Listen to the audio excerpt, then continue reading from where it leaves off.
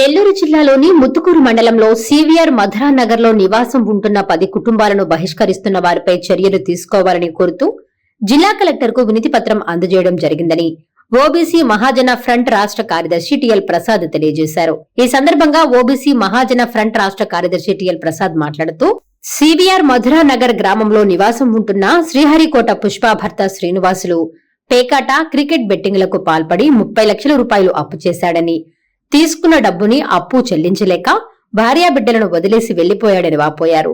ఆ డబ్బులు కట్టాలని ఆ గ్రామ పెద్దల మధ్య 4 లక్షల రూపాయలు కడితే నీ భర్త అయిన శ్రీనివాసుల్ని కాపురానికి పంపిస్తామని పెద్దల సమక్షంలో చర్చ జరిగిందన్నారు. ఆ మాట పుష్ప వినలేదని, పుష్పతో పాటు 10 కుటుంబాలను అదే గ్రామంలో నివాసం ఉంటున్న కొంతమందిని గ్రామంలో నుంచి వెళ్లిపోవాలని బహిష్కరించారన్నారు.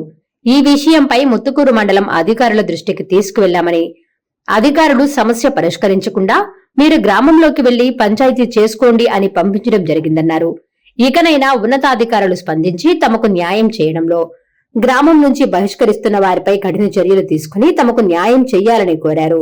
ఈ కార్యక్రమంలో సివిఆర్ మధురానగర్ గ్రామానికి చెందిన కోటేశ్వరరావు, నరేష్, రమణయ్య, రాజా, శ్రీనివాసులు, రుతమ్మ, సువర్ణమ్మ, బుజ్జమ్మ, కళ్యాణమ్మ తదితరులు పాల్గొన్నారు. నా పేరు Tadiboyina Lakshmiprasad, OBC reservation front, OBC Mahajana front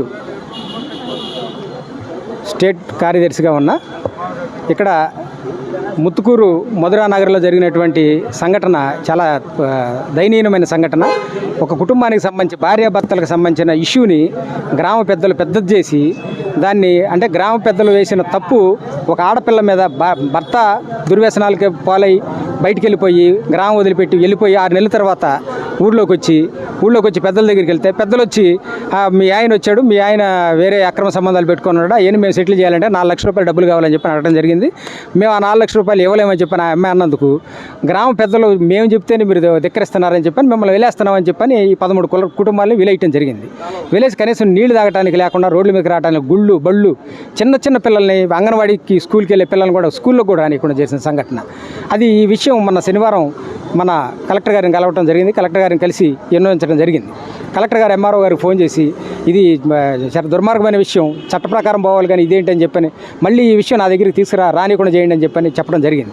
అయితే ఎంఆర్ఓ గారు మన డిఎస్పీ గారు మంచి హృదయంతో మంచిగానే పరిష్కరించాలని ప్రయత్నం చేస్తే అక్కడ ఉన్నటువంటి లోకల్గా ఉన్నటువంటి ఎస్ఐ గారు ఇది ఖచ్చితంగా వాళ్ళకి సాంప్రదాయం, ఇది ఆ కులం కట్టుబాట్లు ఉంటాయి, ఆ కట్టుబాటు ప్రకారం జరగాల్సింది, ఆ సాంప్రదాయం ప్రకారం జరగాల్సిందని చెప్పని వాళ్ళని ఊళ్ళోకి పంపించి మీరు పరిష్కారం ఆర్డర్ చేసుకోండి అని చెప్పడం జరిగింది.